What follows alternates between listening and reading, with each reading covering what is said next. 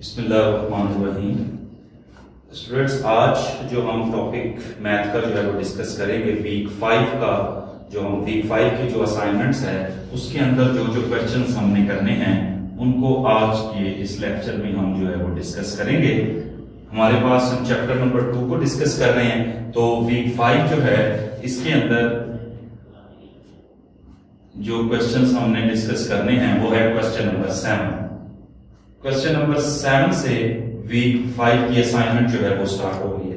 तो इसके अंदर क्वेश्चन नंबर 7 के अंदर हमने जो है वो मल्टीप्लाई के क्वेश्चन जो है वो हमें दिए गए हैं, उनको हमने सॉल्व जो है वो करना है।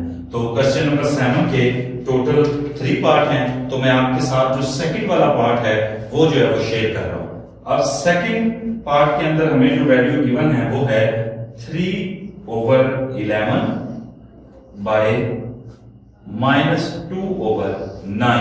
अब आपने क्या करना है कि 3/11 को आपने मल्टीप्लाई करना है -2/9 के साथ।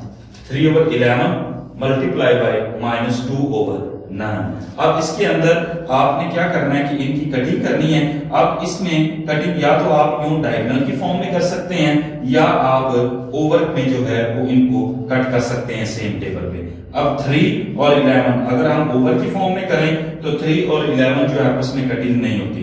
इधर भी अगर हम ओवर में 2 और 9 को आपस में कट करें तो 2 और 9 जो है वो आपस में कट नहीं होते। तो डायगोनल फॉर्म में हम कट करने की कोशिश करते हैं। 3 1 3 3 3 9, क्योंकि हमने सेम टेबल पे कटिंग करनी है।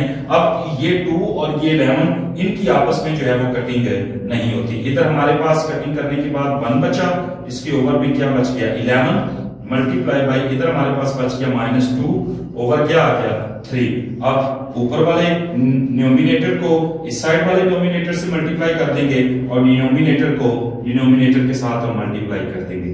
1 मल्टीप्लाई बाय -2 और 11 मल्टीप्लाई बाय 3। -2 मल्टीप्लाई बाय 1 -2 और 11 को 3 के साथ मल्टीप्लाई किया तो हमारे पास आंसर आ गया 33। देखिए ये आपका आंसर है -2/33। 3/11 बाय -2/9 को मल्टीप्लाई करने के बाद कटिंग करने के बाद जो हमारे पास आंसर बचता है वो है -2/33। अब हम चलते हैं क्वेश्चन नंबर 8 की तरफ। क्वेश्चन नंबर 8 के जो हमारे पास हैं वो टोटल 3 पार्ट हैं हमारे पास क्वेश्चन नंबर 8 के अंदर। तो इसके अंदर भी हम क्वेश्चन नंबर 8 का जो पार्ट 3 है ना वो लॉन्ग क्वेश्चन टाइप है, उसको हम जो है वो डिस्कस करते हैं। क्वेश्चन नंबर 8 के भी 3 पार्ट हैं, जिस तरह क्वेश्चन नंबर 7 के 3 पार्ट थे। तो क्वेश्चन नंबर 8 के अंदर हमने क्या करना है, सिंप्लीफाई करना है।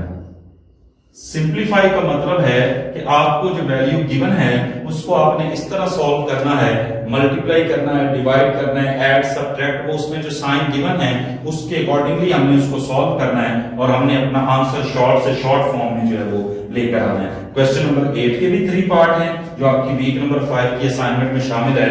उसका क्वेश्चन पार्ट 3 जो है वो हम उसको करते हैं यहां पे सॉल्व। -3/4 मल्टीप्लाई बाई -8/15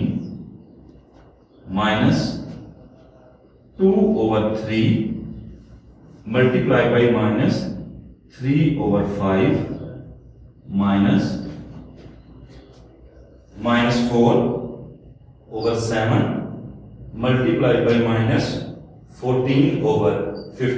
देखिए ये हमारे पास क्वेश्चन नंबर 8 का जो पार्ट 3 है इसको हमने क्या करना है, सॉल्व करना है। उसी तरह इसमें आप यूं कह लें कि इस क्वेश्चन के अंदर 3 वैल्यू जो है वो हमें पैरेंथेसिस यानी कि ब्रैकेट के अंदर दी हुई हैं। हमने इसी तरह इनको सिंप्लीफाई करना है डायगोनल की फॉर्म में या ओवर की फॉर्म में। इसकी भी कटिंग करनी है, इसकी भी कटिंग करनी है, इसकी भी कटिंग करनी है। उसके बाद इन तीनों को हमने जो है वो इसके साइन के अकॉर्डिंगली प्लस या माइनस जो है वो कर देना है। चलते हैं जी क्वेश्चन नंबर 8 के पार्ट 3 के सॉल्यूशन की तरफ।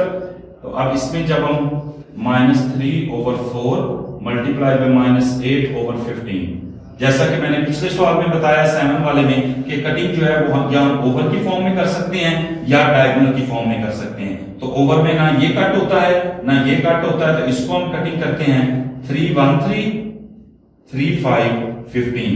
अब ये इसको कटिंग करके देखते हैं 4 1 4 4 2 जो है वो हमारे पास क्या आ गया जी 8 आ गया। ये डायगोनल की फॉर्म में इनकी कटिंग होगी।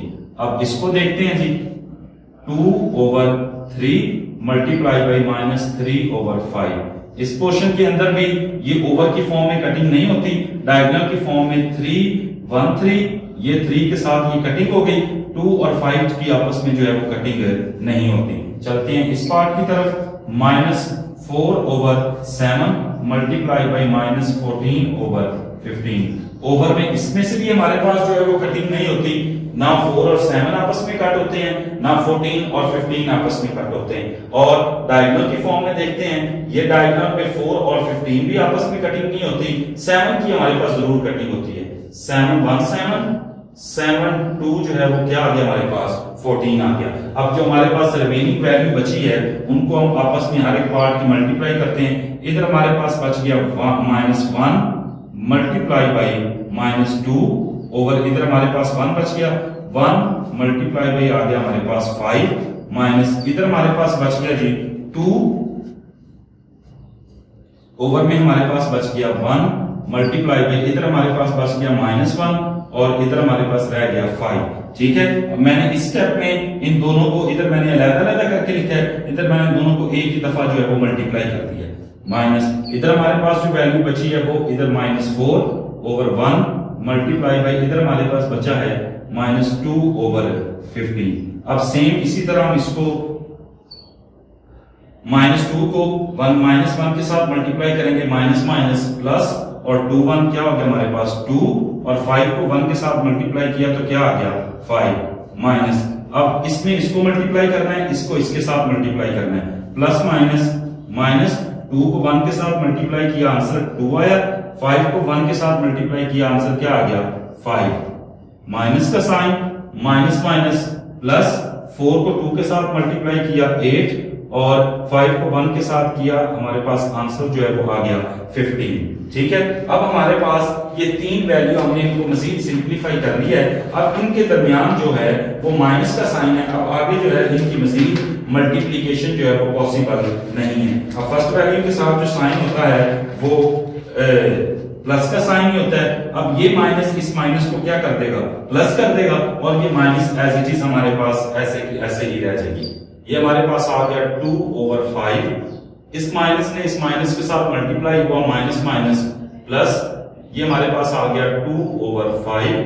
अब ये माइनस है इसके साथ प्लस है, प्लस माइनस ये माइनस ही रहेगा, ये हमारे पास आ गया 8/15।